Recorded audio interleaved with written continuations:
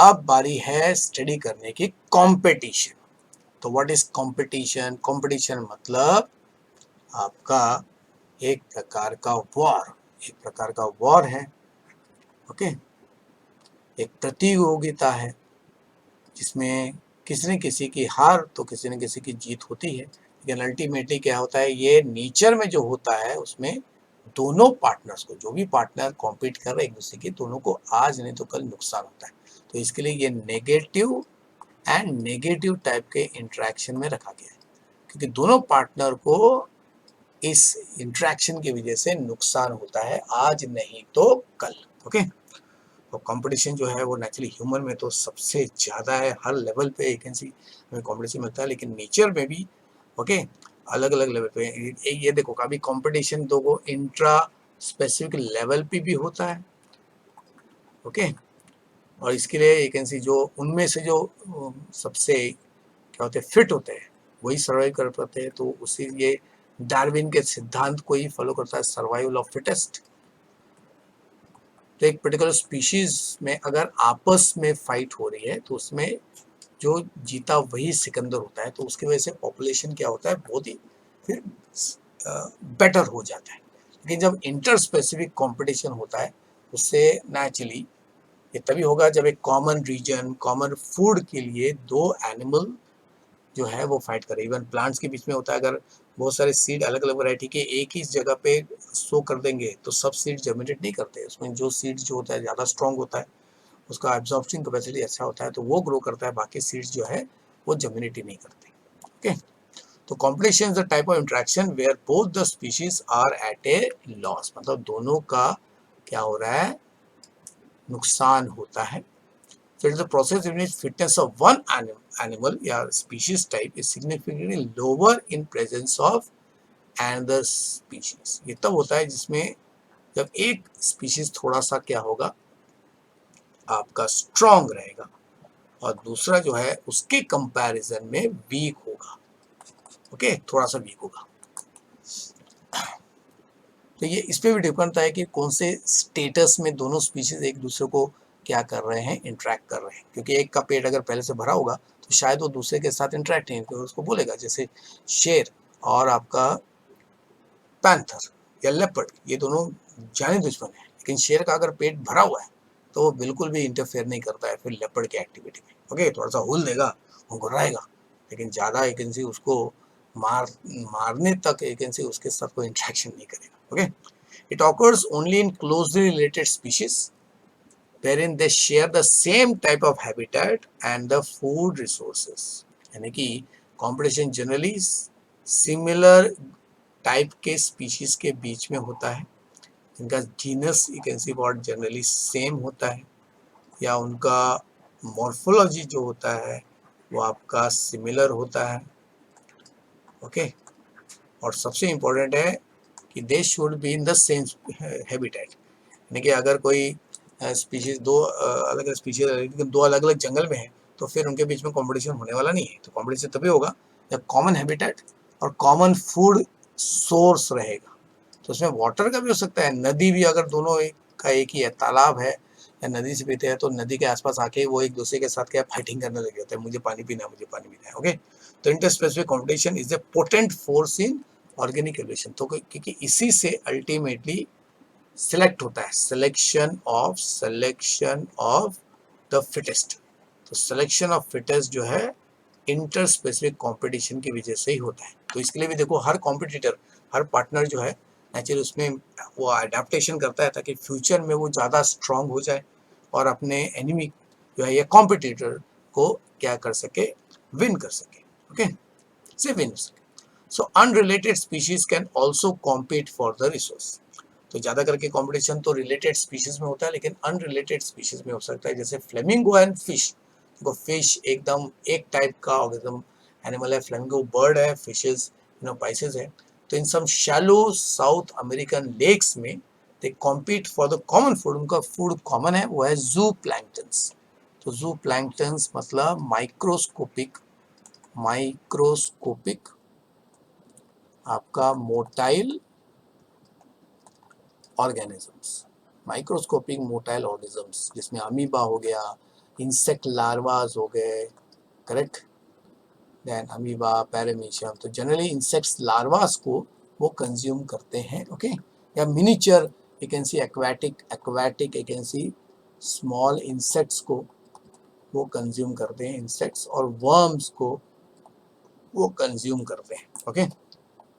सो तो यहाँ पे आपको दिख रहा है, देखो फ्लेमिंगो का पूरा एक देखो इनके झुंड का झुंड पूरा आ गया है, जो एक वाटर बॉडी में लैंड हुआ है और वो फीडिंग कर रहे हैं, ओके। तो ये देखो यहाँ पे फिश और आपका फ्लेमिंगो देखो वो एक ही तालाब में जो है फीडिंग कर रहे हैं, तो ये कंपटीशन होगा इनके बीच में, ओके, अंडरस्टूड।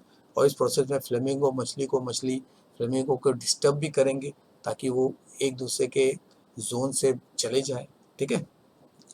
चलिए, तो competition occurs in abundant resources also, तो अगर रिसोर्सेज बहुत ज़्यादा है तब भी कंपटीशन होने का चांस बढ़ जाता है। जैसे अगर घास बहुत ज़्यादा है और उस घास को डियर भी खा रहा है, गोट भी खा रहा है, और फिर अल्टीमेटली क्या होगा, ज़्यादा तो डियर और गोट जो है they going to you can see what capture a part, okay, तो अपना अपना इलाका भी वो क्या करते हैं फिर डिसाइड कर लेते हैं। तो ये होता है इन इंटरफेरेंस कंपटीशन, यानी कि दो या दो से ज़्यादा यू कैन सी कॉम्पिटिटर के बीच में अगर सेम रिसोर्सेज शेयर करनी है, तो the feeding efficiency of one species is reduced due to interfering and inhibitory presence of और अदर स्पीशीज, यानी कि एक स्पीशीज और दूसरा स्पीशीज अगर बाजू बाजू में आ गया तो उस डर से, दूसरे के डर से पहला स्पीशीज जो है वो खाना छोड़ देता है, ओके, और फिर वो चला भाग भी सकता है, डर के मारे में भाग भी सकता है, और तब क्या होगा कि वो जो फूड है वो दूसरा स्पीशीज क्या है कंज्यूम कर लेता है, even if resources are what abundant. जैसे यहाँ पे देखो एक शेर और एक व्हाट पैंथर के बीच में फाइटिंग चल रही है, तो leopard never hunt in close proximity of the lion pride, यानी कि लायन का एक छोटा सा झुंड अगर है, ओके, उसका जो फैमिली है, लायन के प्राइड हो गया, लायन की फैमिली अगर है, तो उसके आसपास कोई भी लेपर्ड जनरली आते नहीं है। अगर लेपर्ड लाइन के रेंज में आ गए तो अल्टीमेट यहाँ पे देखो दो लाइनस एक लेपर्ड को उन्होंने पूरी तरह देखो कंट्रोल में कर लिया है और फाइट हो रही है, और लेफ्ट साइड में आपको क्या दिख रहा है, एक लाइन और पैंथर की लाइन और लेपर्ड के बीच में फाइटिंग चालू है, ओके। और यहाँ से हमें कॉम्पिटिशन एविडेंस बनता है, तो यहाँ पे देखो lion being chased driven away by hyenas, तो हाइनास आपको मालूम है dog you can see family के, वो हमेशा ग्रुप में, अकेला वो किसी लायन टाइगर जो है उसको बिल्कुल भी you can see what disturb नहीं कर सकते, लेकिन जो झुंड में होते हैं तो समटाइम लायन मेहनत करके एक डियर को वो अटैक मतलब क्या करता है अपना पकड़ लेता है, लेकिन तभी जाके हाइना का पूरा पूरा फैमिली यू कैन सी शेर को डिस्टर्ब करके कभी कभी तो नेचुरली फाइट करके वो मार भी देते हैं, ओके, लेकिन आप फीडिंग नहीं करते, इसलिए यहाँ पे hyenas is not predator for the can see what line. और फिर यहाँ पे देखो, यहाँ पे लाइन ने देखो एक लेपर्ड को क्या कर दिया है, मार ही दिया है, क्योंकि वो उनके इलाके में आ गया था, ओके, तो इससे कंपटीशन कंप्लीट हो गया, कंप्लीटली रिमूव कर दिया उन्होंने, ओके। अभी वो जंगल के अभी ट्रू राजा इसके लिए कहा जाता है, that's why lion is the king of jungle, okay, king of jungle माना जाता है, ओके। चल सो तो ये जो competitive you can see what आपका फिनोमेना है, तो इसको गॉस नाम के साइंटिस्ट ने क्या किया, एक्सप्लेन किया कि कंपटीशन कब होता है और क्यों होता है, what the effect of competition. तो कॉम्पिटिटिव एक्सक्लूजन प्रिंसिपल उन्होंने स्टेटमेंट दिया है, ओके, लॉ स्टेट किया है, तो स्टेट्स है, तो उसका स्टेटमेंट क्या है कि अगर दो closely related species competing for the same resources they can not को एग्जिस्ट इनडेफिनेटली, वो साथ में बिल्कुल हमेशा नहीं रह सकते, और कॉम्पिटिटिवली इंफीरियर वन जो होगा वो हमेशा एक समय के बाद में एलिमिनेट होगा, हो सकता है एक्सटिंक्ट भी हो जाए, ओके। लेकिन एक जंगल में अगर शेर और लेपर्ड है, बोलते ना एक म्यान में दो तलवारें नहीं रह सकती, ओके, तो शेर भी है लेपर्ड भी है, अपने लेपर्ड को इंट्रोड्यूस करती है, तो अल्टीमेटली जो है शेर उन लेपर्ड को अपने इलाके से पूरी तरह क्या है या तो भगा देगा या सबको मार देगा, ओके। इसका मतलब है क्लोजली रिलेटेड स्पीशीज जब सेम रिसोर्स या सेम हैबिटेट में एक दूसरे के साथ इंटरेक्ट करते हैं, तो उसमें से जो स्ट्रॉन्गर वन है वही जीतेगा, और जो वीकर वन है वो एलिमिनेट हो जाएगा, या उसको भाग के दूसरी जगह पे जाना पड़ेगा। Okay, so this may be true in limited sources but not otherwise. Species facing competition में evolve mechanism that promote coexistence rather than exclusion. तो कुछ केस में कुछ स्पीशीज क्या करते हैं, अपने आप को इस तरह मॉडिफाई कर देते हैं ताकि कंपटीशन जो है वो क्या हो जाए, थोड़ा सा कम हो जाए, ताकि वो फिर अपने कॉम्पिटिटर के साथ साथ रह सके। तो कुछ वीकर एकेंसी कॉम्पिटिटर्स ने क्या किया है, इवोल्यूशन के जरिए अपने मैकेनिज्म्स को थोड़ा सा चेंज कर दिया ताकि वो क्या है, कंपटीशन से बच जाए। इसको कहते हैं रिसोर्स पार्टनरशिप, कि भाई जैसे अगर घास है तो और एक ऐसी उस घास को खाने के लिए डियर भी है, गोट भी है, तो अगर दोनों ने अपना इलाका एक ऐसी डिफाइन कर दिया, ठीक है, देखो हर जो कार्निवोरस एनिमल है वो अपने यूरिनेशन से अपने इलाके को क्या करता है, डिफाइन कर लेता है। और इस इलाके में कोई दूसरा अगर एनिमल आ गया तो अल्टीमेटली उसको समझ जाएगा कि किसी दूसरे एक ऐसी लायन का या पैंथर का इलाका है, तो वो फिर कोशिश करता है कि वहाँ से निकल जाए, क्योंकि उसको मालूम है अगर आजू बाजू में रहेगा तो नेचुरली फाइटिंग होगी, उसमें उसको भी नुकसान होता है, उसकी मौत भी हो सकती है। तो resource partitioning is one method by which competition को रिड्यूस किया जा सके। ओके, अगर रिसोर्स सेम, तो resource partitioning resource partitioning, if two species compete for the same resource, okay, they could avoid competition by choosing different time, या तो different time पे खाना खाओ अपना भाई, यानी कि अगर घास की बात करते हैं तो डियर और गोट समय चेंज कर देंगे, तो डियर बोलेगा कि भाई मैं सुबह को खाता हूँ, गोट बोलेगा मैं शाम को खाऊंगा। या फॉर फीडिंग और डिफरेंट फोरेजिंग पैटर्न, अलग अलग तरीके से क्या है, घास खाने की एबिलिटी होनी चाहिए। Okay, understood. यानी कि घास खाने की एबिलिटी मतलब कि भाई जो डियर बोलेगा मैं सेंट्रल रीजन से खाऊंगा, और गोट जो बोलेगा वो बोलेगा पेरिफेरल रीजन में जो घास है उसी को खाऊंगा, तो नेचुरली वो एक दूसरे को इंटरफेयर नहीं करेंगे। ओके, या ऐसा भी हो सकता है कि अपर जो अगर प्लांट को वो खा रहे हैं तो अपर लिव्स को डियर खाएगा, लोअर लिव्स को क्या है आपका गोट खाएगा। ओके, तो मैक आर्थर ने ये देखा कि 5 closely related species of warbler जो बर्ड्स हैं, they were living on the same tree without competing with each other। तो उन्होंने क्या किया, किस तरह अपने कंपटीशन को अवॉइड किया, कि 5 अलग अलग स्पीशीज है वैम्बलर के। ओके, उन्होंने अपने आप को एक ही ट्रीज पे क्या है एस्टेब्लिश किया बिना कंपटीशन के। तो उनके फोर्जिंग एक्टिविटी यानी कि फीडिंग हैबिट को उन्होंने क्या किया, चेंज किया, और बिहेवियर को भी चेंज किया। ओके, तो ये है आपका वैकेंसी वॉट आपके 5 closely related species of the warbler, जो एक ही पेड़ पे रहते हैं लेकिन उनका फीडिंग भी सेम है, लेकिन उनका फीडिंग हैबिट एक दूसरे से अलग है, तो एक दूसरे को वो इंटरफियर नहीं करते। चलिए, और फिर नेक्स्ट इज कॉम्पिटिटिव रिलीज। तो what is competitive release? A species और distribution is restricted to a small geographical area because of the presence of a competitively superior species is found to expand its distribution range when the competing species is removed experimentally। यानी कि एक species जो एक छोटे से geographical area में ही बचा है क्योंकि उसके आसपास उसका सुपीरियर स्पीशीज है जिसके प्रेजेंस की वजह से उसका पॉपुलेशन बढ़ नहीं रहा है। तो अगर उसके सुपीरियर स्पीशीज जो उस इलाके में रह रहे हैं उसको वहाँ से निकाल देंगे तो अल्टीमेटली क्या होगा, जो गिवन स्पीशीज है उसका ग्रोथ फास्ट होगा। तो उसके कहते हैं कि ये एक रीजन है, तो यहाँ पे देखो इस जगह पे ही आपका एक्स टाइप के ऑर्गेनिज्म रह रहे, और वो दूसरे जोन में नहीं रह रहे क्योंकि वहाँ पे वाई का इलाका है, यहाँ पे वाई का इलाका है।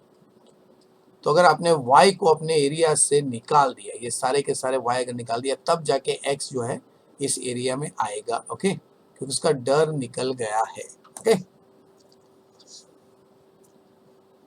सो तो ह्यूमन ने ऐसा किया है, जैसे आपका एक ऐसे हमने क्या देखा था कि आपका जो स्टारफिश था वो रिमूव कर दिया।